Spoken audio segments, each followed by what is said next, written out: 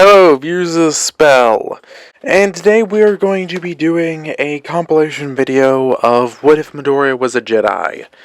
Next What If video should be going back to What If Asta was in Fairy Tail for one more part before that takes a slight break. I'm gonna be putting out a discussion video. Yay! And in the description of this video, I will have my Discord server for anyone who wants to be a member there, where we can have discussions and all that about anime what ifs, my discussion videos, anime and manga. And without further ado, let's begin the video. This what if starts out when Midori was 7. It had been a few years since he had gotten diagnosed with being quirkless. He was in the woods crying. Baku had been bullying him. He started wondering why. Why did he have to be born like this? As he walked through, he felt like these woods had something in there for him. It was raining. He thought at least the rain would keep people from noticing the tears. As he stumbled upon a large rock, as he approached it, he slumped up against it, where it jutted out, providing him shelter. As he noticed this rock was metal, he would push against it and a panel would come off. He walked in and saw a skeleton. He panicked for a second, but thought, probably someone's prank. As he noticed a square cube the man held, he felt a tingle in the back of his mind, as if something called out to him. He would walk up and pick it up, with him focusing on it. The cube would begin to morph, the corners turning and him dropping it, as a projection would come out of it, with the message saying, "Hello, I do not know who you are, nor where I am. Seem to be the last survivor of this Jedi ship. Our mission was to secure artifacts to a Jedi temple on the Outer Rim, but the clone troopers attacked us during this process. We managed to take out the ones on the ship, but we could feel our comrades dying. I do not know if any Jedi survived. In fact, as I record this, I know I will not. Our ship had taken damage and we had crashed here. I only hope, if the Force wills it, this message will find a Force sensitive, and that all the knowledge we hold about the Jedi Order will not be lost forever. There are dangerous artifacts, however, but I am not sure if they are secure. They're in the part of the ship that particularly got damaged." He coughed, as it looked like there was discoloration on his hand. Maybe blood? As he said, "If you're watching this, you are Force sensitive. This planet is primitive and situated within the unknown regions, I believe. A Force sensitive is one with a connection to the Force. I do not have enough time to explain this if you are not aware, but I do suggest you look on one of the other holocrons. This is Jedi Master Sam Sarek. May this help whoever finds this." As the recording stopped, Midoriya looked dumbfounded and slack-jawed. He had never seen technology like this. As Midoriya, less afraid, decided to check the rest of this ship. It had been buried somewhat, probably crashed, according to what that holocron thing said. As he checked it, as he found other holocrons, they were in chests. And he had found other skeletons, some wearing armor, and some were definitely not human. With him checking out a creature with a elongated neck and bones that he couldn't describe. Moreover, that man had said he was force sensitive. Midoriya didn't know what this meant. He did think about getting the police, getting other people, but then he thought. He remembered watching a show where aliens arrived, and the government just swept it all up. Midoriya would never get to know what that man meant. As Midoriya decided he would investigate more. Much of his strong emotion he had suffered earlier had somewhat abated. The next day he arrived with a shovel and buried the dead. Well, buried's a strong word. What Midoriya did was shallow graves at best. And it took him several days. As Midoriya would bring a notebook, jotting down everything, as he pulled out another holocron and activated it. We flash forward almost 7 full years, as we see Midoriya's teacher throwing papers in the air saying, "I know you all want to be on the hero track." As the class wound up activating their quirks, Midoriya just not doing anything, and Bakugo going on his normal speech of, the best most of these kids can do is just become sidekicks for some C-lister. As he got on his desk, Midoriya feeling like he should try to do something to take down Bakugo's aggression a peg, would put his hand under his desk and concentrate. He would just scoot the desk a little, causing Bakugo to stumble down and fall. Bakugo would be flustered and angry, but he knew no one in here had a telekinesis quirk, as Midoriya had kept it a secret about this force sensitivity. But back to the current events, Bakugo would somewhat recover and say, "After all, I'm going to UA." Midoriya sighing at the fact that he's somehow still just as cocky. As the teacher said, "Midoriya, weren't you planning on going to UA too?" As the entire class got silent, Midoriya would immediately think, "Crap." As Bakugo was about to get into his face, as the teacher said, "Bakugo, calm down. Take a seat. Or you're getting detention.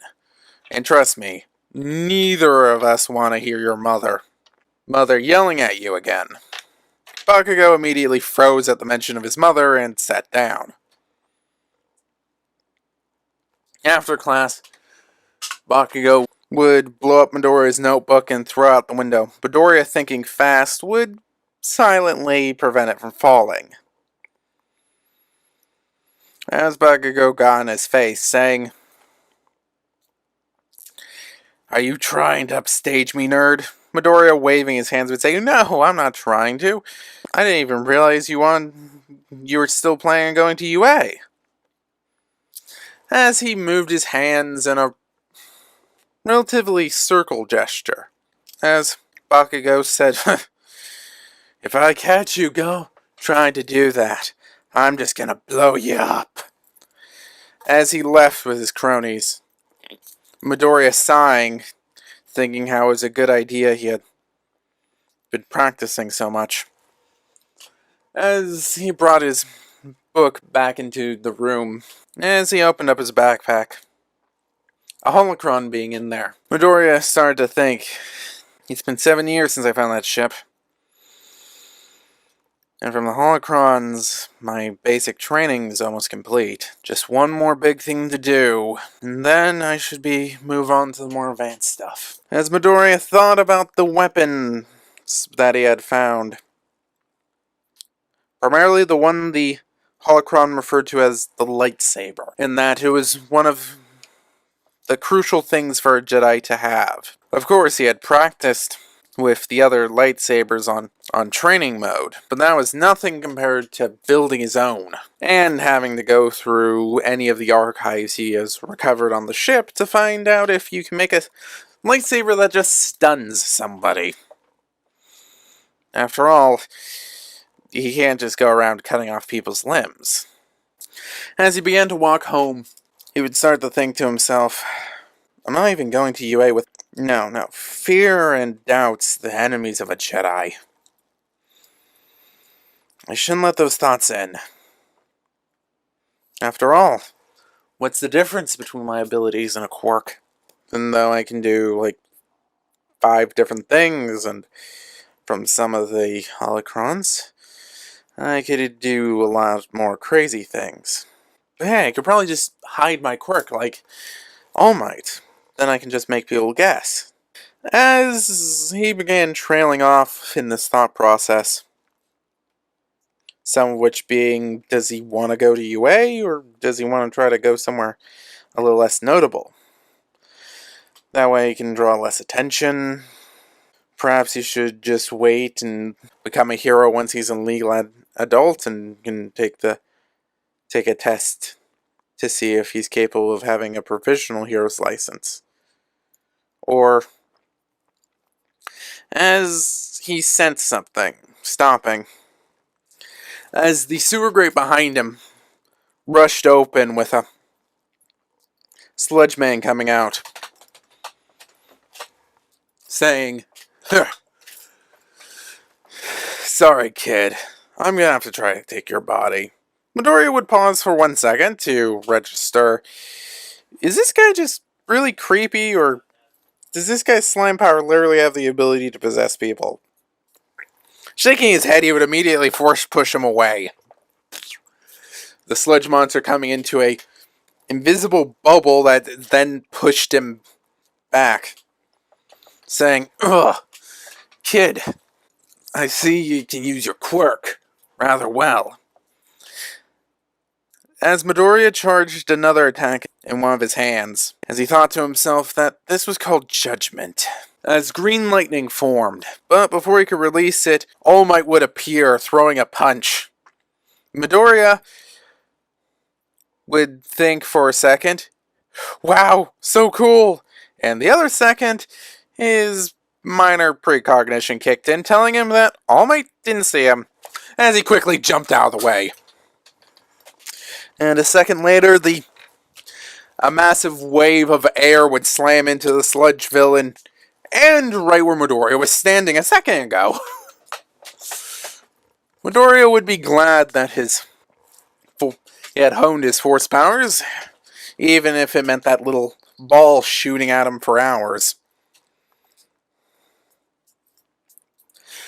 As All Might would say, Are you one of this villain's compatriots? Midoriya, shaking his head vigorously, said, No, I am just a civilian. No villain here. As All Might would say, Glad to hear it. All Might would wind up gathering the sludge villain in bottles somehow, as Midoriya would simply ask if he needed any extra help. As All Might would say, no, and that he really has to get going. He would sign Midoriya's notebook and jump away. A few minutes later, Midoriya would be walking home, as he would see an explosion in the distance. As he went to investigate, it would be the sludge villain who, like normal, would have escaped from All Might's pocket. Seriously, he kept a villain with a sludge quirk in soda bottles. As Midoriya thought, crap, as he then checked what heroes came to stop it. And furrowed. And grew concerned. Almost all the heroes were either too busy dealing with civilians, rescue from fire, or couldn't do anything to the sludge villain. As he then realized that Bakugo was the sludge villain's hostage. The sludge villain wrapping around Bakugo, clearly trying to do the same thing he had tried doing to Midoriya. But Midoriya had the ability to push him back. Midoriya would take a second to breathe in and out, as he said, well, time to save him. As Midoriya rushed towards the sludge villain, the pro hero saying, "Kid, stop!" As Midoriya, using his latent abilities, would manage to dodge the sludge villain's attack, throw his backpack at him for a distraction, and would rush up in there, grabbing at the sludge villain, and immediately using all of the power he could muster to force the sludge villain back.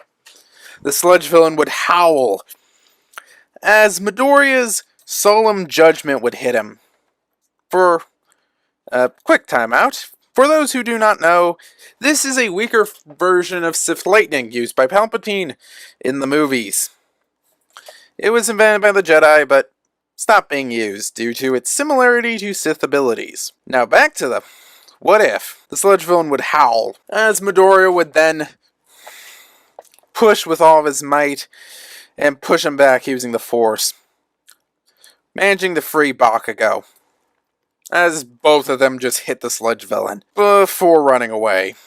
All Might would swing in, saving the sludge villain. Midoriya would get lectured, and on his way home, Bakugo would tell him that Bakugo would say, don't think this means you're better than me. Bakugo would stomp away. A second later, a man would come around the corner.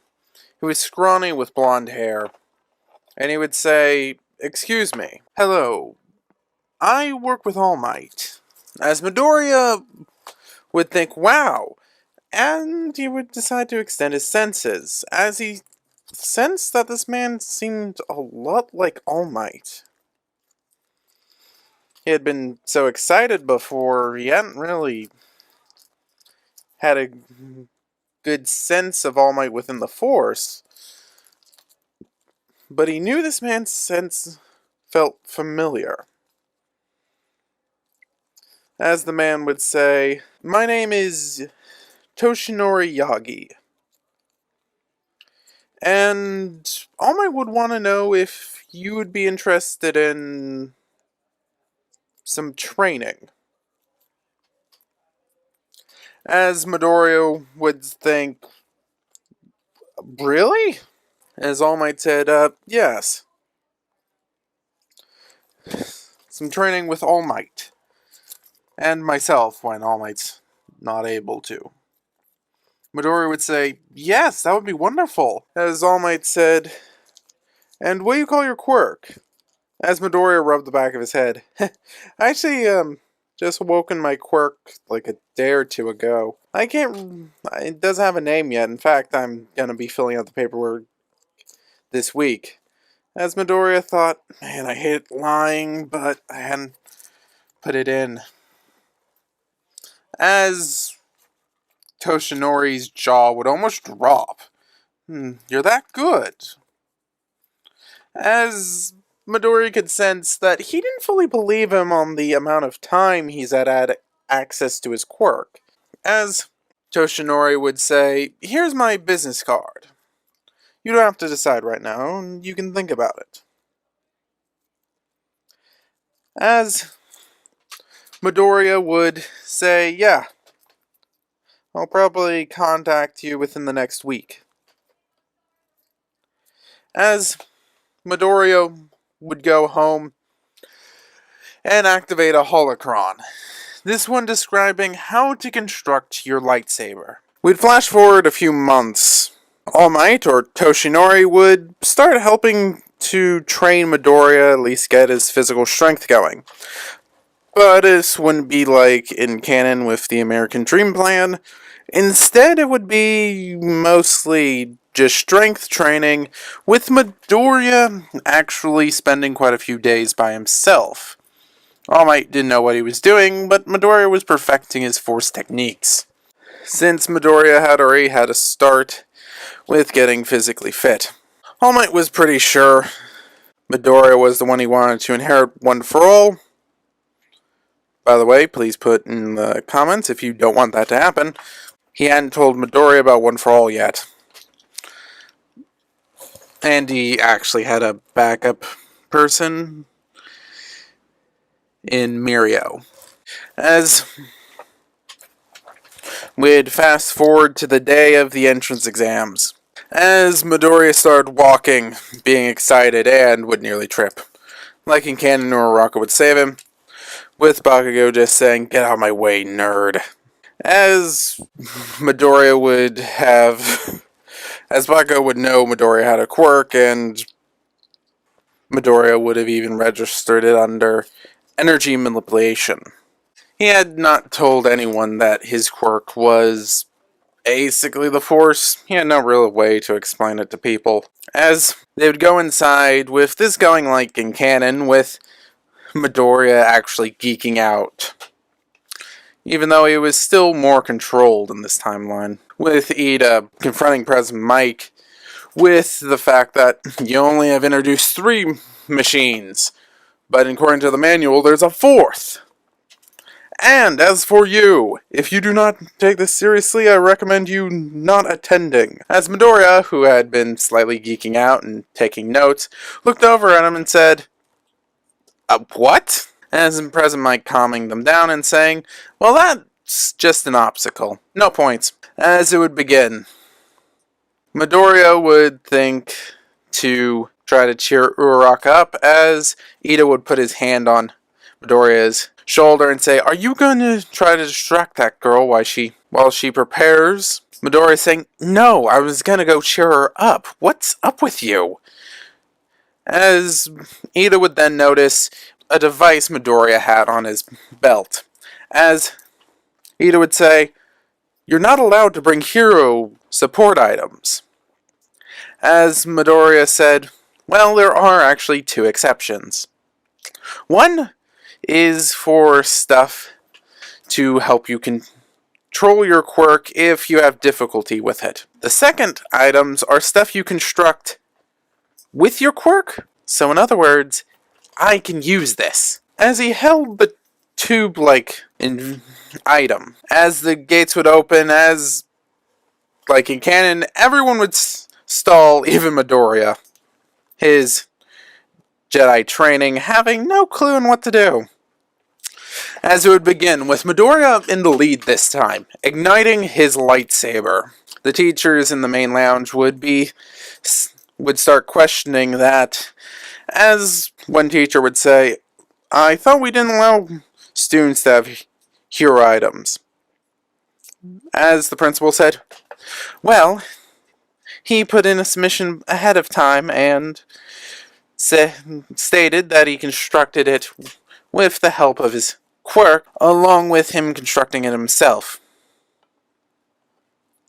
So I allowed it. As Midoriya would be going through, slicing through bots, and even using the Force to crush and slam them against walls. The teachers would be rather surprised, and even All Might. Midoriya hadn't shown him any of his lightsaber skills, and All Might was rather shocked that he was a really good swordsman.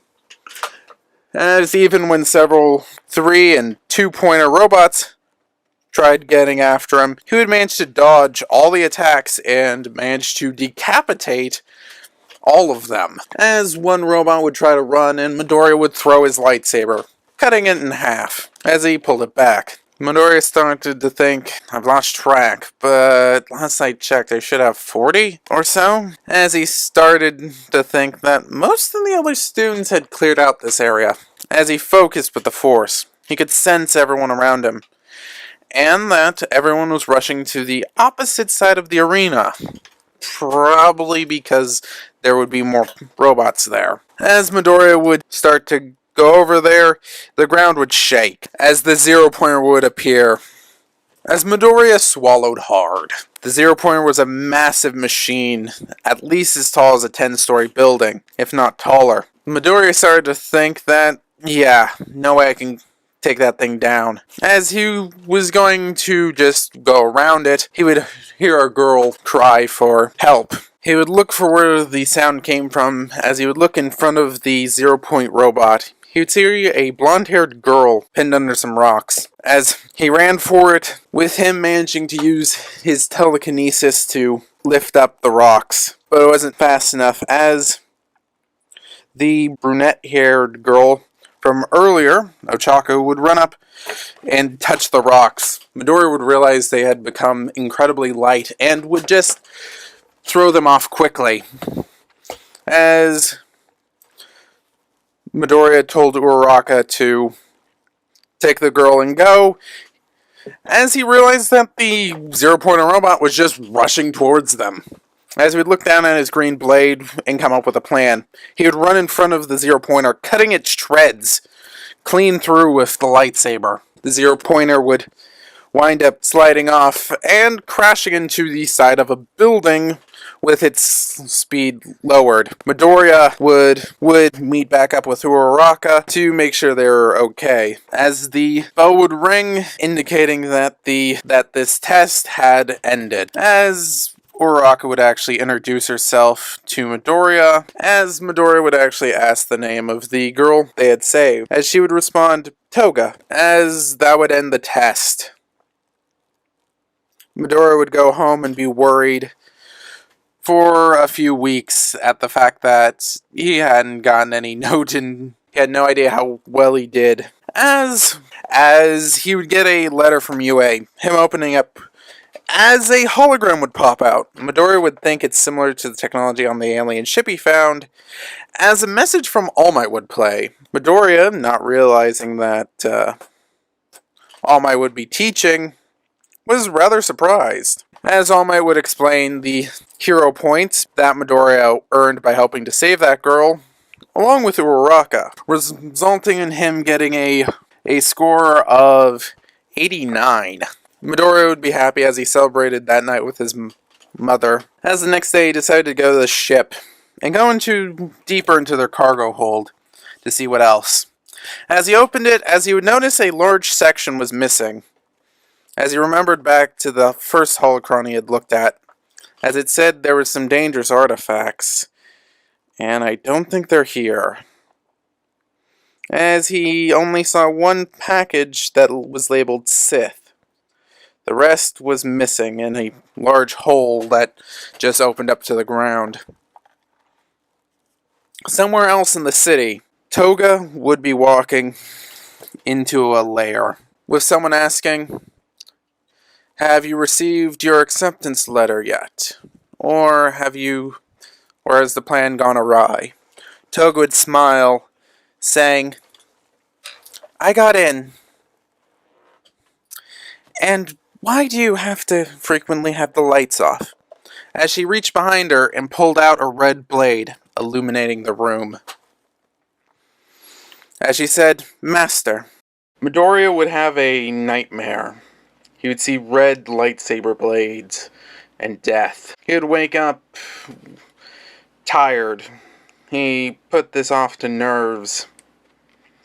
After all, he was going to UA today. As he went to UA, he would get there and be a little lost at first. Just the sheer size of the building. As he would eventually find his way to Class 1A. As he approached the door, he would think that, man, this is just one massive door. Do they have, like, giants inside? But as he got closer, he would hear two voices he recognized arguing. One was the boy from the entrance exam. The other one was Bakugo. As he let out a long breath, he was hoping that...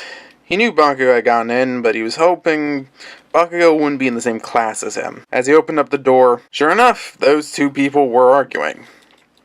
Bakugo seemed to look at him like Midoriya was some weird unicorn. Well, Ida approached him and said, I'm sorry for being so rude to you. You were able to divine what the meaning of the test was, and I didn't. As Midoriya just put up his hand and said, no, I just did what I thought was right. As a blonde girl and a brunette would walk up behind Midoriya, as the brunette would say, I know that messy hair. As they would introduce themselves. The brunette would introduce herself as Ochaku Uraraka, and the other one would introduce herself as Toga Hagakure. As she just said, you can call me Toga. As Midoriya, being overwhelmed by the fact he's actually talking to two girls, would be a little flustered. But a second later, he would notice, he would sense something a little off. As he turned around and saw this weird caterpillar-looking creature. Turns out it was his teacher in a sleeping bag. He would introduce himself as Aizawa, their new homeroom teacher. As Aizawa would tell them that they're going to have a Quirk evaluation test. Aizawa would tell them to put their PE uniforms on and meet him outside. A minute later, they would be changed into their PE uniforms, and Aizawa would explain to everyone how this was going to work and what a Quirk evaluation test is. As he pulled Bakugo aside and have him demonstrate how far he could throw normally and how far he could throw with his Quirk. This would surprise everyone, and someone made the mistake of saying this would be fun. Then Aizawa would simply say, you think this is fun? The person who gets last place is going to get expelled. Everyone would be shocked. A couple people started saying how it wasn't fair. As Aizawa said, our villain attacks fair. Our natural disasters fair. You're not going into some easy desk job. You're training to become heroes. It's your job to fight this unfairness. As the entire class, you could almost hear them all gulping. As the test would begin, All Might would actually be watching from the sidelines, a little concerned that Izuku will get kicked out, considering All Might was trying to figure out the best time to approach him about being his successor.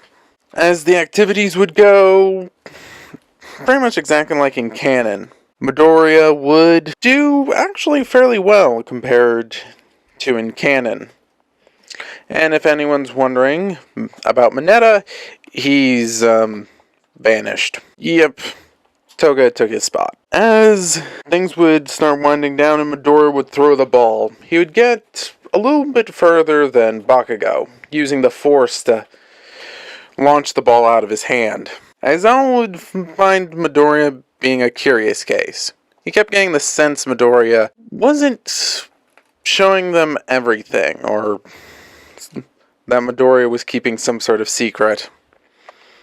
But Midoriya passed with overall average, as Toga was actually the one who got the last spot, which surprised everyone, even Aizawa. But Aizawa would feel that it was all a ruse for them to show what they could do, particularly under stress. And as someone said, yay, no one was going to get expelled. As Aizawa corrected him, I would have expelled you if you showed no talent.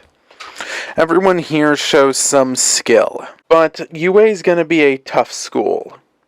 It's likely if you don't keep improving that you will be kicked or fail. As everyone just said, yes sir, since no one wanted to test him. Bakugo would approach Midoriya and ask him how long he was hiding his quirk. As Midoriya said, well, do you remember I said I awakened it? As Bakugo says, bull. I've seen you use your quirk. You have way too much skill for this to be a new development. As Bakugo would walk away in a humph. Aizawa taking note. The following days would be pretty simple. But then Aizawa would come into class one morning and say, there's a big decision you guys as a class need to make, as everyone was at the edge of their seats. As Aizawa said, who's going to be your class representative? Everyone let out a sigh of relief. As this would go very similar to in canon, with Midoriya getting a majority of 4 people to vote for him. And Midoriya himself would be surprised at this. With Yaozu, I have trouble pronouncing her name, would be vice president. As the day would go on, Midoriya would start feeling a disturbance. He had seen all the reporters outside. They've even hassled him to get in. Apparently, the fact that All Might was a part of this new teaching staff was big news. But Midoriya started feeling a malice in the Force. He couldn't nail it down. As the alarms would be tripped.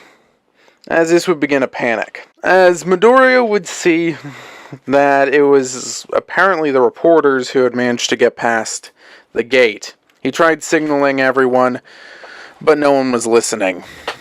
Ida quickly came up with a plan and told Uraraka to touch him, as she made him float.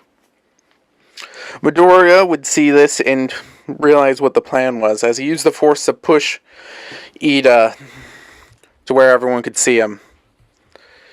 Ida would help calm things down, and Midoriya would actually suggest that they make Ida the class representative. Like in canon, no one would really have any large-scale complaints. But as the day ended, Midoriya would not be able to get the sense that it wasn't the reporters. He had sensed malice and a darkness. As the UA staff looked at the main gate that had been destroyed, it was decayed. As Aizawa says, "Who's the intruder?" As Nezu corrected him, he thinks there were 2. Aizawa would be so surprised and said, "What makes you say that?" As Nezu said, "It's mostly just a hunch." As he looked at a door into the building that was cut with what seems to be some sort of blowtorch, but it was much hotter. Perhaps a Quirk? And wasn't this decay? Midoriya would be meditating, trying to perceive the Force. After all, he had thought he had felt a disturbance. But he sensed nothing. As he would get dressed for UA and head out, he would meet Uraraka and Ida on his way to school, and they would arrive. As this would be the first day of the hero training, or combat training. As school would begin, Aizawa would explain what they would be doing, as All Might would come in saying, "I come into a room like a normal person." Everyone thinking, yeah, that isn't normal. As All Might would hit a button and suitcases would come out containing everyone's hero gear. As they would go to the changing rooms and put it on, everyone would come out and most everyone would be complimenting them.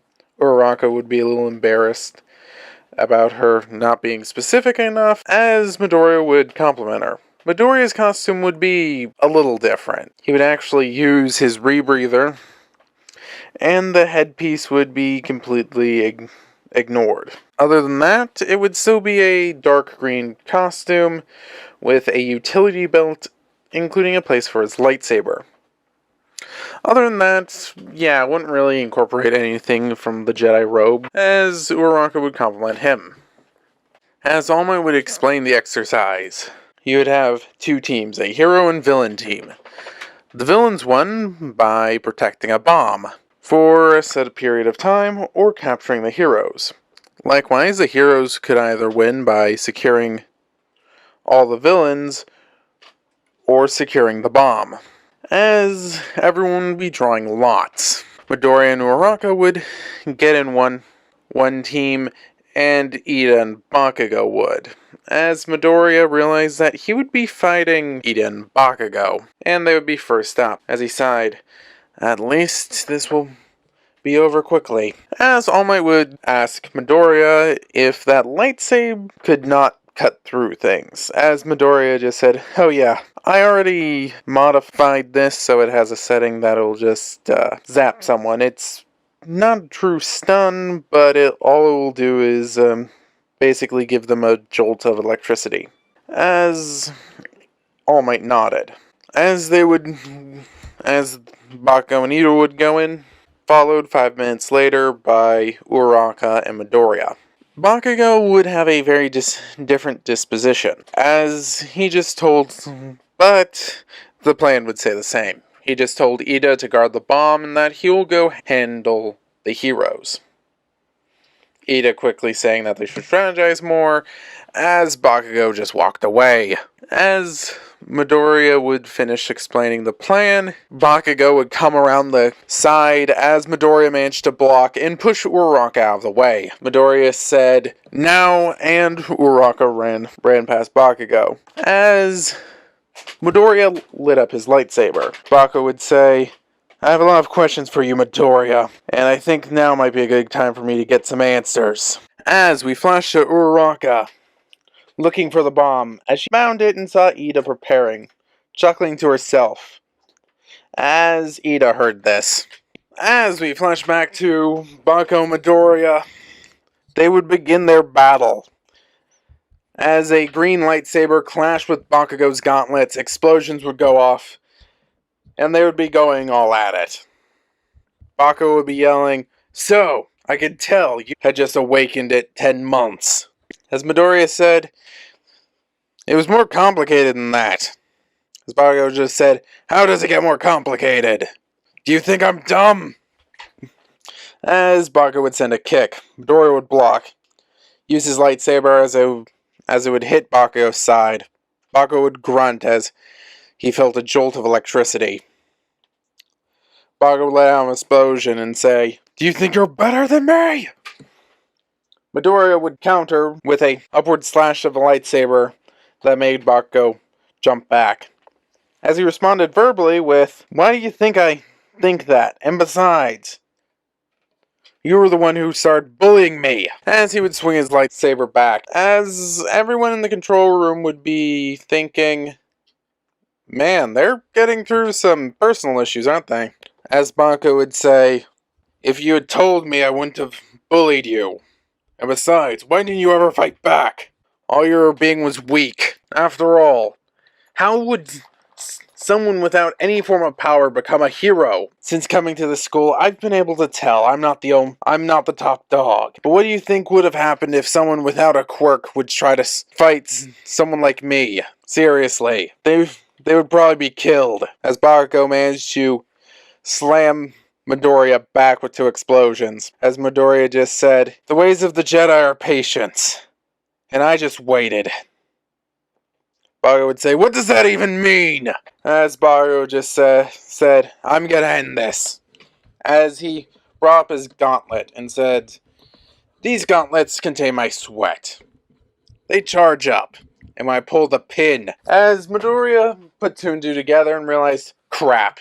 As he used lightsaber, switching it to its normal lethal mode and slice through the floor, Bakugo would let out a massive explosion. All Might immediately telling him not to use that again, or he will fail him.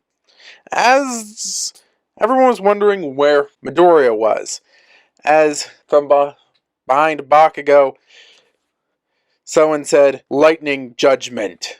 As lightning hit Bakugo, Bakugo yelled out. As Midoriya would jump forward, Bakugo would be off balance as Midoriya would just use a force push and slam him into a wall. Bakugo would hit his head and be knocked out. A second later, the hero team would be declared the winners, as Bakugo would humph off after school. But the rest of the matches would go the same as canon. As a few days later, they'd come into classes. Aizawa would tell them that they're going to be doing rescue training. Alright, hope you liked this compilation video. Next week we'll be back to regularly scheduled programming. But I do hope to continue this series and the What If Asta Was in Fairy Tail. And don't forget to like, comment, and subscribe. I have a Discord in the description, along with the Anime What If subreddit. This will be a Spellry, signing off, and I hope to see you around the channel.